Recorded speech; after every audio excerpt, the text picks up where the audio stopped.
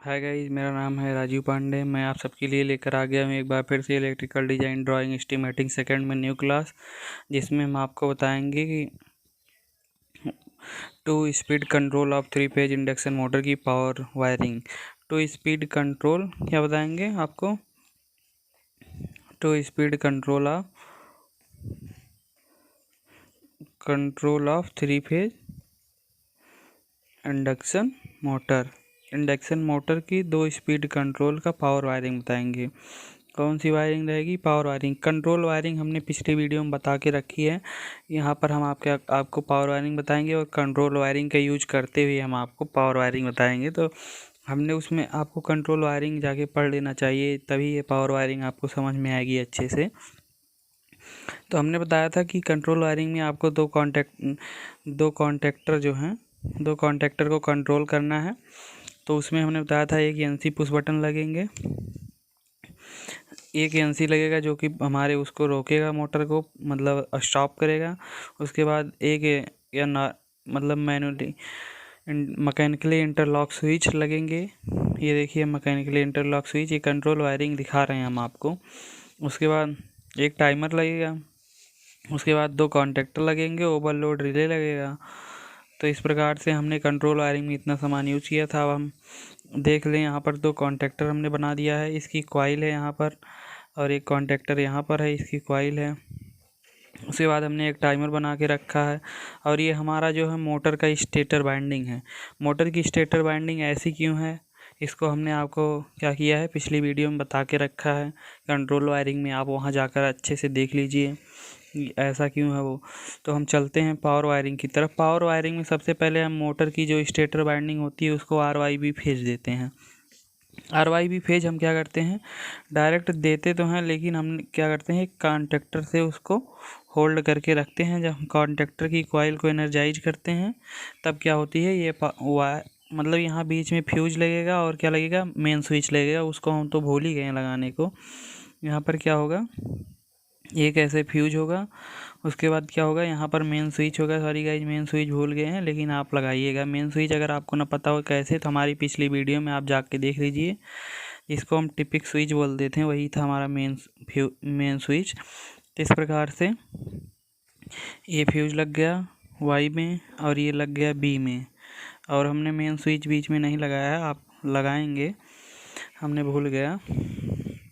तो यहाँ पर क्या हुआ, देखिए हमारा आर फेज यहाँ से निकला, आर फेज आया यहाँ तक, क्या आ गया आर, यहाँ तक क्या आ गया वाई, यहाँ तक क्या आ गया बी। अब इसकी पावर सप्लाई हम यहाँ से ट्रांसफ़र करेंगे और बीच में क्या लगा देंगे, ओवरलोड रिले।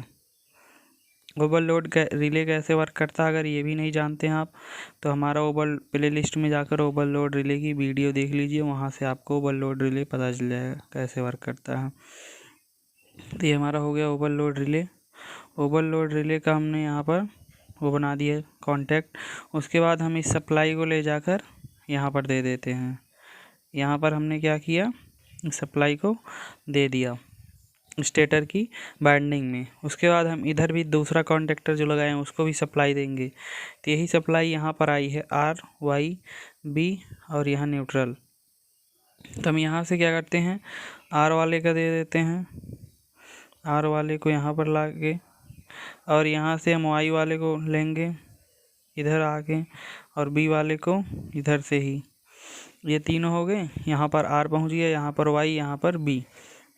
यहाँ पर भी फ्यूज और मेन स्विच लगाना भूल गए, तो आप लगा दीजिएगा फ्यूज और मेन स्विच दोनों। अगर आपको ना पता हो फ्यूज मेन स्विच, ये इसका वीडियो भी हमने अपलोड किया है, फ्यूज और मेन स्विच। तो आप जाकर वहाँ से फ्यूज और मेन स्विच देख सकते हैं, प्ले लिस्ट में है हमारी वीडियो। तो अब यहाँ से हम क्या करेंगे, ओवरलोड रिले लगाएंगे। उसके बाद हम मोटर की बाइंडिंग में ले जाएंगे। तो ओवरलोड रिले लगा दिए, क्या किए, ओवरलोड हमने रिले लगा दिया। ओवरलोड रिले अगर हमने बताया आपको, अगर पढ़ना है तो जाके पढ़ सकते हैं, वीडियो प्ले लिस्ट में है हमारी वीडियो। अब यहाँ से क्या करेंगे, इसको लेकर जाएंगे और स्टेटर बाइंडिंग में A2 में कनेक्शन देंगे। कहाँ पर, अरे गाइस ये हल्का सा इधर, और ये गड़बड़ हो गया हमारा, चलो कोई बात नहीं, अभी यहाँ पर क्रॉस कर देंगे, यहाँ पर हो गया। उसके बाद जब C2 निकलेगा इधर से ये थोड़ा सा हमने गड़बड़ बना दिया था, तो कोई बात नहीं। अब ये स्टेटर वाइंडिंग ऐसी क्यों बनाई गई, इसमें 2 कॉन्टेक्टर की यूज किए गए, इसको आप कंट्रोल वायरिंग में पता लगेगा, और आप कंट्रोल वायरिंग में जाकर वहाँ पर देख लीजिए। ये तो हमारी हो गई पावर वायरिंग की कनेक्शन। पावर वायरिंग कनेक्शन हमने RYB फेज आप देख रहे हैं मोटर के स्टेटर में डायरेक्ट दे दिया। उसके बीच में क्या किया, कुछ प्रोटेक्शन लगाकर और एक ये स्विच लगाकर, कॉन्टेक्टर स्विच की तरह वर्क करता है तीनों फेज को रोकने के लिए। और यहाँ भी एक स्विच लगाकर एक कुछ क्या इंस्ट्रूमेंट लगाए हैं जो कि इसकी प्रोटेक्शन के लिए है मोटर की। यहाँ पर मेन फ्यूज और मेन स्विच भूल ही गए हैं, तो इस प्रकार से उसको भी लगाकर आप पावर वायरिंग हमारी तरह कंप्लीट कर लीजिएगा। अब उसके बाद हम कंट्रोल वायरिंग पे आते हैं कि कंट्रोल वायरिंग हमने की क्या कैसे की थी। पहले NC स्विच हमने कॉन्टेक्टर को चलाने के लिए हमें एक फेज और एक न्यूट्रल की आवश्यकता होती है, क्योंकि कॉन्टेक्टर की कॉइल होती है, कॉइल को एनर्जाइज करने के लिए हमें एक फेज और एक न्यूट्रल की आवश्यकता होती है। तो हम क्या करते हैं, यहाँ पर हम न्यूट्रल को उठा के डायरेक्ट कॉन्टेक्टर में देते हैं। क्या करते हैं, डायरेक्ट कॉन्टेक्टर में देते हैं। उसके बाद न्यूट्रल दोनों साइड है, तो यही न्यूट्रल हम क्या करते हैं, इधर भी दे देते हैं। और टाइमर में भी क्या होता है, हमारी एक कॉइल होती है जिसको एनर्जाइज करना होता है, तो उसके लिए भी हमें क्या करना पड़ता है, एक फेज और एक न्यूट्रल देना पड़ता है। तो न्यूट्रल हम क्या करते हैं, टाइमर वाला न्यूट्रल इधर से ही हम ले जाकर यहाँ पर दे दिए न्यूट्रल। उसके बाद मतलब हमने कॉन्टेक्टर भी इसे ले लिया है न्यूट्रल। उसके बाद हम क्या करते हैं कि इसकी पावर मतलब कंट्रोल वायरिंग करते हैं। इसमें हमने एक NC स्विच लगाया कंट्रोल वायरिंग में। पहले यहाँ से पावर सप्लाई NC स्विच से नॉर्मली पास हो गई, क्योंकि ये नॉर्मली क्लोज है। अभी NC स्विच का हमने यहाँ पर इमेज नहीं बनाया है, NC स्विच को हमने बनाया नहीं है, जबकि हम NC स्विच को अभी बनाते हैं। तो NC स्विच को क्या करेंगे, छोड़ दीजिए, आप NC स्विच को बना लीजिएगा, क्योंकि यहाँ हमारे पास जगह नहीं है, यहीं पर बना देते हैं NC स्विच। ये क्या हुआ, NC स्विच है। अब ये पावर सप्लाई न्यूट्रल से तो कॉन्टेक्टर पा चुका है। अब फेज वाली सप्लाई से चाहिए, तो एक फेज हम कोई यहाँ से ले लेंगे इसको चलाने के लिए। एक फेज ले लिए, यही जो हमारी चारों सप्लाई आती हैं RYB और न्यूट्रल, इसी में से हम ले लेते हैं एक फेज और एक न्यूट्रल। मान लीजिए हम B को ले लिए, फेज और न्यूट्रल तो है ही, तो इसी में से हम क्या करेंगे, फेज और न्यूट्रल ले लेते हैं, कहीं अलग से उसके लिए सप्लाई नहीं दी जाती है, उसी से ले लिया जाता। उसके बाद NC के बाद हम देखिए कहाँ पर सप्लाई दिए हैं, S2 पे, S2 पुश बटन पे। उसके बाद हम ले जाएंगे कहाँ, NC से S2 push button, S2 push button के NO पर, S2 पुश बटन के NO से हमने फिर कहाँ पर दे दिया, S2 पुश बटन के NO से जो आउटपुट हमारा निकला वो क्या हुआ, टाइमर में गया। और ये टाइमर में जाने के बाद यहाँ पर उसके बाद 15-18 में गया टाइमर की। और यहाँ से S2 पुश बटन के पैरेलल में क्या लगा है, कॉन्टेक्टर का ऑक्सिलरी NO लगा है। कॉन्टेक्टर का ऑक्सिलरी NO लगा देते हैं अभी यहाँ पर। देखिए ये हमारा पैरेलल में आ रहा कॉन्टेक्टर A जो है, कॉन्टेक्टर A का ऑक्सिलरी NO है, तो कॉन्टेक्टर A यहाँ पर है, उसका ऑक्सिलरी NO हमने यहाँ पर जोड़ दिया पैरेलल में, S2 पुश बटन के लग गया। उसके बाद यहाँ से देखिए आउटपुट निकला था हमारा टाइमर में, और टाइमर की NC में जा रहा था। कहाँ पर, टाइमर की NC मतलब 15-18 में टाइमर में जाएगा, टाइमर की कॉइल में एनर्जाइज करेगा, और ये क्या करेगा, उसके टर्मिनल में जाएगा। जो ये अभी देखिए इसके S2 से पावर निकली, ये S2 से पावर हम यहाँ से भी ले सकते हैं और यहाँ से भी ले सकते हैं। तो हम चाहे जहाँ से लेंगे, कनेक्शन वही है, आउटपुट वाला ही कनेक्शन है। और ये आउटपुट वाला कनेक्शन हमारा यहाँ पर भी आया है, देखिए ये आउटपुट वाला कनेक्शन हमारा यहाँ पर आया है। तो यहाँ से हम ले जाकर चाहे डायरेक्ट टाइमर में दे देंगे। यहाँ से देंगे तो हमारी वो जो है इमेज जो है ख़राब नहीं होगी, क्योंकि वायर ज़्यादा से ज़्यादा नहीं दौड़ेंगे। तो चाहे हम यहाँ से आउटपुट में लेकर जाके देते टाइमर में, चाहे हम यहाँ से, चाहे यहाँ से, बात एक ही हुई। अब जैसे हम यहाँ से दे दिए अभी इमेज में बताने के लिए, जब आप ओरिजिनल में बनाइएगा इसे तो यहीं से दीजिएगा S2 पुश बटन से। हमने वैसे बता दिया इमेज में। अब इसके बाद हम क्या करेंगे, टाइमर की NC पे दिया था, कहाँ पर दिया था, टाइमर की NC में हम यही वाला सप्लाई टाइमर की NC में देंगे। चाहे हम यहीं से दे दिए होते हैं, क्या किए होते हैं, यहीं से दे दिए होते हैं, तो हम यहीं से दे देते हैं। टाइमर जो है टाइमर की कॉइल में, तो हम यहाँ से NC में दे देंगे। टाइमर की NC में जैसे ही देंगे यहाँ से यही सप्लाई, तो चाहे हम S2 पुश बटन से डायरेक्ट यहाँ लाएँ, चाहे S2 पुश बटन यहाँ से S2 पुश बटन इसमें दिया उसका आउटपुट, उसके बाद ये आउटपुट यहाँ, ये यहाँ आ जाएगा, उस प्रकार से कर सकते हैं आप। उसके बाद ये एनसी जो 1518 से निकला वो कहाँ जाएगा, कॉन्टेक्टर बी के ऑक्सिलरी एनसी में। ये जो सप्लाई यहाँ से निकलेगी ये कहाँ जाएगी, कॉन्टेक्टर बी जो है, ये है कॉन्टेक्टर बी, इसका ऑक्सिलरी एनसी यहाँ पर है। कॉन्टेक्टर बी के ऑक्सिलरी एनसी में गया, क्या हुआ, कॉन्टेक्टर बी के ऑक्सिलरी एनसी में गया, इससे टाइमर की एनसी से जब आउटपुट निकला ये 1518 हमारा, और ये 28 है। 15 में इनपुट गया, 18 से जब पावर निकली तो ये जाके कॉन्टेक्टर बी के ऑक्सिलरी एनसी में लगा। उसके बाद ऑक्सिलरी एनसी से कहाँ जाएगा, ओवरलोड रिले में। ओवरलोड रिले वो भी कॉन्टेक्टर ए के लिए जो ओवरलोड रिले लगा है, तो यहाँ से जब आउटपुट हमारा निकलेगा तो ये जाएगा कहाँ पे, ओवरलोड रिले में, जो कि हमारे कॉन्टेक्टर ए के लिए ओवरलोड रिले लगा है। तो कॉन्टेक्टर ए के बाद कौन सा ओवरलोड रिले लगा है, ये वाला, तो इसमें जाएगा, ओवरलोड रिले में गया। ओवरलोड रिले के बाद हमारा कहाँ गया है, डायरेक्ट कॉन्टेक्टर में। कहाँ पर, कॉन्टेक्टर में। तो हम इसको क्या करते हैं, डायरेक्ट पावर वायरिंग में कॉन्टेक्टर में दे दिए। एक तरफ की वायरिंग कंप्लीट हो गई, और ये टाइमर की वायरिंग कंप्लीट हो गई, क्योंकि टाइमर को हमने यहाँ पर देखिए, टाइमर को हमने न्यूट्रल इधर से दे रखा है, पावर वायरिंग इधर से आ गई, फेज वायरिंग, तो ये कंप्लीट हो गया, ये ऑन हो जाएगा। उसके बाद क्या करेंगे, ये अभी सेकंड तरफ वाला करेंगे, इस साइड वाला। अभी यहीं से हम एनसी पुश बटन से डायरेक्ट पावर निकालेंगे और कहाँ देंगे, टाइमर के 25-28 में, टाइमर का एनो जिसे हम कहते हैं, टाइमर की एनो देंगे जो 25-28 है। उसके पैरेलल में हम कॉन्टेक्टर बी का क्या करेंगे, ऑक्सिलरी एनो भी जोड़ेंगे। तो यहाँ से हम एनसी से डायरेक्ट पावर को निकालेंगे, और इस पावर को हम क्या करेंगे, यहाँ पर देंगे 25 में। इस पावर को लाने के लिए सफाई से यहाँ से आएंगे, और यहाँ से ऐसे पास हुए, यहाँ पर दे दिए हमने। क्या किया, यहाँ से हमने एनसी से निकाला, इधर इधर इधर, और यहाँ डायरेक्ट दे दिया। अब इसका हम क्या करेंगे, आउटपुट जो 28 का है वो लेकर जाएंगे कहाँ, जो इसका देखिए, जो हमने S1 पुश, ये जो हमने पुश बटन यूज किया है मैकेनिकली इंटरलॉक स्विच, उसको क्या करेंगे, उसकी एनसी में दे देंगे। S1 मतलब एनसी यहाँ पर देखिए है S1। तो यहाँ से 28 से निकलेगी सप्लाई हमारी, और ये सप्लाई हमारी थोड़ा जटिल बनती जा रही है, मतलब फिगर। तो इस प्रकार से हम इसे यहाँ से निकालेंगे, देखिए, और इधर ले जाएंगे, यहाँ इधर यहाँ दे दिए। और जब हमारी सप्लाई 28 से निकली, यहाँ से यहाँ से यहाँ से यहाँ यहाँ पहुँच गई। अब 28 के बाद कहाँ जाएगी, यहाँ से जब इसके S1 से आउटपुट 28 के बाद हमारे इस S1 में गई, S1 के बाद जब आउटपुट से निकलेगी तो डायरेक्ट जाएगी कॉन्टेक्टर ए के ऑक्सिलरी एनसी में, कॉन्टेक्टर ए के ऑक्सिलरी एनसी में। लेकिन इसके पैरेलल में हमें अभी क्या जोड़ना है, कॉन्टेक्टर बी का ऑक्सिलरी एनो। तो इसके पैरेलल में जोड़ने के लिए हम क्या करेंगे, यहाँ पर देखिए, हम 25 का कनेक्शन यहाँ पर कर दिए, एक हो गया है। दूसरे के लिए हम वायर को यहाँ से लेकर आ रहे हैं, ये देखिए, ये यहाँ पर अटैच हो गया। चाहे होते हैं तो हम इस वायर को निकाल के यहाँ से डायरेक्ट यहीं पर जोड़ देते हैं, ये वायर यहाँ से निकाल के यहाँ पर, तब भी कोई दिक्कत नहीं होता।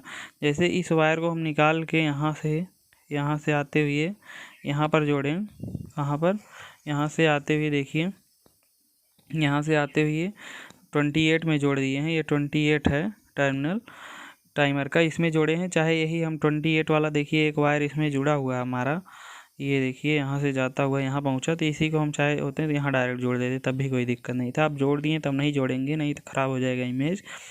तो अब यहाँ से जब हमारा, अब इसके पैरेलल में क्या हुआ, टाइमर का जो एनो, उसके पैरेलल में ऑक्सिलरी एनो जुड़ गया टाइम कॉन्टेक्टर का। अब S1 से हम पावर निकाल के कहाँ ले जाएंगे, कॉन्टेक्टर ए के ऑक्सिलरी एनसी में। अब क्या करेंगे, S1 कहाँ पर है, देखिए यहाँ पर है, यहाँ से पावर निकाला हमने।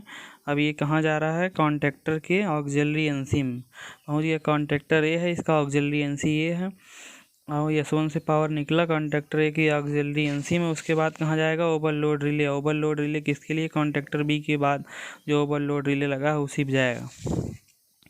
कॉन्टेक्टर बी के बाद ओवरलोड रिले यहाँ पर लगा है। अब यहाँ से पावर सप्लाई निकली किससे, ये ऑक्सिलरी एनसी से, कॉन्टेक्टर ए के ऑक्सिलरी एनसी से पावर सप्लाई निकली।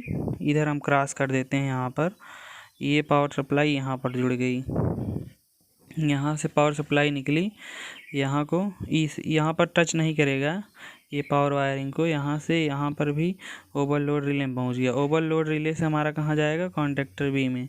इसमें इंडिकेटर भी नहीं लगाए हैं, इंडिकेटर आप अपनी तरफ से लगाइएगा, इंडिकेटर यहीं से लगेगा।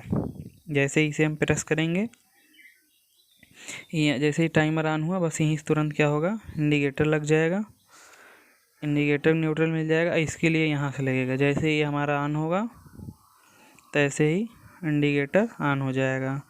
तो इस प्रकार से आप क्या करेंगे, इंडिकेटर लगा लेंगे। अब ये पावर वायरिंग हमारी हो गई है। इस प्रकार से जैसे यहाँ से निकली पावर, एक बार हमने इसको प्रेस किया, इधर से पावर पास हुई यहाँ पर, यहाँ से यहाँ, यहाँ से यहाँ, टाइमर ऑन हुआ। जैसे ही टाइमर ऑन हुआ इसे एक्टिव करेगा, इसे एक्टिव करते ही यहाँ से पावर निकला, यहाँ यहाँ यहाँ यहाँ से होता हुआ ये पहले एनसी ही रहेगा जब तक कॉन्टेक्टर बी ऑन नहीं हो जाएगा। जब तक ऑन नहीं होगा तब तक ये एनसी रहेगा, जब ऑन हो जाएगा तो एनओ हो जाएगा। अभी एनसी है क्योंकि कॉन्टेक्टर बी नहीं ऑन हुआ। ये पावर यहाँ तक आ रही है ओवरलोड रिले से कॉन्टेक्टर ए आते ही ये क्या होगी, पोल की संख्या जैसे ही ये इधर आके अट्रैक्ट होगा, यहाँ से पावर सप्लाई पास हो जाएगी। पावर सप्लाई पास होते ही यहाँ पर आएगा, यहाँ से आते ही क्या होगी, यहाँ पर पोल की संख्या कम हो जाएगी क्योंकि ये करंट ऐसे सीधे पास होगा। स्टार कनेक्शन बनेंगे और पोल की संख्या कम होगी तो हमारा मोटर अधिक स्पीड पे वर्क करेगा। जैसे ही हमारा टाइमर में टाइम फिक्स रहता है और फिक्स जैसे हमने 15 सेकंड बाद फिक्स किया है तो ये एनसी क्या हो जाएगा, छूट जाएगा, ये एनओ टच कर जाएगा। जैसे ही एनसी छूटा ये हमारा कॉन्टेक्टर ए बंद हो जाएगा क्योंकि हमारी सप्लाई इधर से पास हो रही कॉन्टेक्टर ए के लिए। ये सप्लाई जैसे ही बंद होगी उससे पहले हमारा ये टच कर जाएगा। ये जैसे ही टच करेगा यहाँ पर देखिए, जैसे ही टच करेगा ये सप्लाई यहाँ से आ रही ना, यहाँ पर 28 के लिए 25 के लिए सप्लाई कहाँ से आ रही है, ये हमारी एनसी से डायरेक्ट आ रही है। यहाँ से देखिए यहाँ पर आ रही है 28 पर, 25 पर तुरंत ये जैसे टच करेगा 28 से पास होगी, 28 से पास होके कहाँ जाएगा, ये 28 से पास होके यहाँ से निकला, ये S1 पुश बटन पे गया है। यहाँ पर देखिए ये वाली वायर से इस वाले वायर से इस वाले, तो ये क्या होगा, यहाँ S1 पर गया, S1 से तुरंत यहाँ पर आ जाएगा और यहाँ पे आएगा। जब तभी तक ये कॉन्टेक्टर फिर से बंद हो चुका होगा। कॉन्टेक्टर बंद होने से क्या होगा, ये एनसी फिर से बन चुका होगा, ये सप्लाई पास करेगा, ये सप्लाई यहाँ से पास होते होते होते होते यहाँ पर आएगा ओवरलोड रिले में। ओवरलोड रिले में जाने के बाद ये जब ओवरलोड रिले से कॉन्टेक्टर भी एनर्जाइज होता है, एनर्जाइज होते ही क्या होगा, ये इधर को अट्रैक्ट हो जाएंगे, इधर को पावर सप्लाई आ रही, जैसे ही इधर को अट्रैक्ट होंगे इधर से पावर सप्लाई पास हो जाएगी और ये कॉन्टेक्टर बंद हो गया, इधर से पावर सप्लाई कट चुकी है। जैसे ये कॉन्टेक्टर बंद होगा ये इधर को रिलीज हो जाएगा, इधर से पावर सप्लाई कट, अब ये इधर वाली पावर सप्लाई ऑन। जैसे ही पावर सप्लाई ऑन होती है अभी एक पावर यहाँ पर देने लगता है। जैसे ही ये यहाँ पर देगा यहाँ पर पोल की संख्या बढ़ जाएगी क्योंकि ये आपस में पैरेलल में, ये भी आपस में पैरेलल में, दोनों कॉइल ये भी आपस में पैरेलल में आने से पोल की संख्या बढ़ी। जैसे पोल की संख्या बढ़ गई तुरंत हमारा मोटर स्लो स्पीड पे वर्क करेगा क्योंकि जैसे ही पोल की संख्या बढ़ती है, हमने जब इंडक्शन मोटर पढ़ा था तो एन आर बराबर क्या पढ़ा था, 120 F/P। जैसे P की संख्या क्या होती है, घटती है, तब एन आर बढ़ता है। जब P की संख्या बढ़ जाती है मतलब P है पोल, F/R है फ्रीक्वेंसी, एन आर है रोटर स्पीड। तो जैसे पोल की संख्या बढ़ी तुरंत हमारा एन आर घट जाता है। तो जैसे ही पोल की संख्या बढ़ेगी तुरंत एन आर मतलब रोटर स्पीड घट जाएगी। जैसे ही कॉन्टेक्टर बी ऑन होगा तुरंत रोटर स्पीड घट जाएगी। और जैसे ही अब कहोगे एक बार जब हमने इसको प्रेस कर दिया उसके बाद छोड़ेंगे नहीं, छोड़ देंगे। जैसे ही छोड़ेंगे तो पावर सप्लाई इससे जाएगी क्योंकि हमने कॉन्टेक्टर ए का ऑक्सिलरी एनओ यूज किया जो कि कॉन्टेक्टर ए के ऑन होते ही होल्ड हो जाता। होल्ड हो जाने से टाइमर तब भी चलता रहता जब हम S1 पुश बटन को छोड़ देते हैं। हमारा टाइमर तब बंद होता है जब हमारा कॉन्टेक्टर ए बंद होता है। जैसे ही ये बंद होगा इधर से सप्लाई आना बंद हो जाती है क्योंकि ये फिर से एन हो जाता है, इधर से सप्लाई आना बंद होगी, टाइमर बंद हो जाएगा। टाइमर के बंद होते ही हमारा कॉन्टेक्टर भी तब भी चलता रहेगा टाइमर के बंद होने के बाद। क्योंकि आप कंट्रोल वायरिंग जाकर देखिए, वहाँ पर हमने बताया है कैसे चलेगा। ये वीडियो वैसे ही बहुत लंबी होती जा रही। थैंक यू दोस्तों, अगर आपको हमारा वीडियो अच्छा लगा तो लाइक शेयर सब्सक्राइब करिए।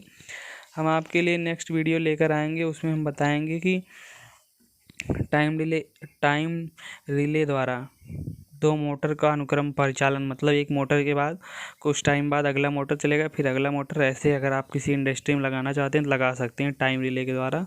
उसको भी हम बताएंगे नेक्स्ट वीडियो में। थैंक यू दोस्तों।